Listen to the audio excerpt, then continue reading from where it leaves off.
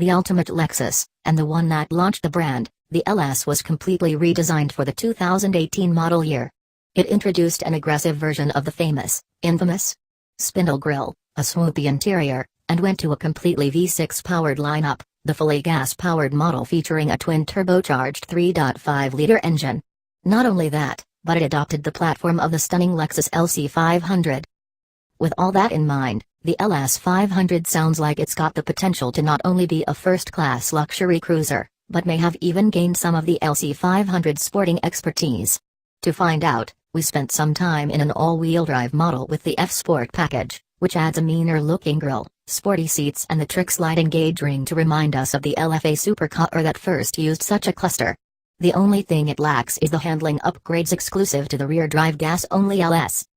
Associate Editor Joel Stockstale, I love the Lexus LC500, a lot. It was my favorite car I drove last year because it has the perfect combination of style, comfort and performance. So knowing that the LS has LC roots, I was excited to drive it, hoping it would basically be a four-door version of that car. It certainly looks the part. Though not the gorgeous beast the LC is, it's still a looker. It's aggressive and intimidating, particularly with the black F-Sport grille. And when you get in, you're greeted by hip-hugging leather seats and a flashy instrument cluster. Everything around you is leather, suede or metal in really interesting, unique shapes that make this Lexus feel like something different and special to most luxury cars. I particularly like the floating armrest, grab handles in the doors. But things fall apart with the driving experience. The twin-turbo V6, although plenty powerful, doesn't sound nearly as lovely as the growling V8 monster in the LC. It also has really sluggish throttle response, and the gearbox doesn't shift as quickly and crisply as in the LC, even in Sport Plus mode. The steering refuses to tell you anything either, feels too light, and what weight exists feels very artificial.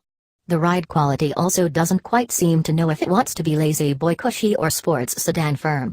It's a shame, too, because there are brief moments in quick corners when the car starts to feel more confident. It's just let down most other places by other bits and pieces.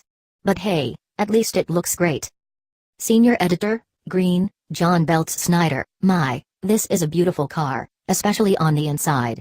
The design is bold, and unlike anything other brands are doing. It might not be everyone's cup of tea, just like that grille, but I find it to be excellently and elegantly executed. The floating armrests that Joel mentions are eye-catching and modern. The way the door trim panels look layered, almost as though they're being peeled away one by one, is something that seems straight out of an auto show concept car, but it works here in this production model.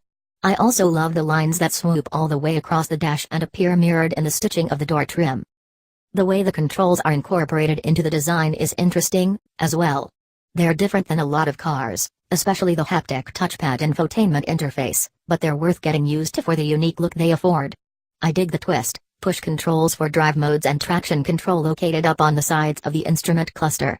The tiny metal dots below the HVAC controls are useful, attractive and out of the way. I'd have never thought up a design like this in a million years, but I'm glad someone did. While I agree with Joel's assessment of the drive experience, if you want a great twin-turbo V6, check out the Cadillac XTS V Sport we drove recently. I honestly don't care that it's not an exciting car to drive, despite the engine under the hood. It creates a comfortable space that'll cruise comfortably and quickly to your destination. In style, no less. I just plopped it in eco mode, fired up the cruise control, and enjoyed my surroundings.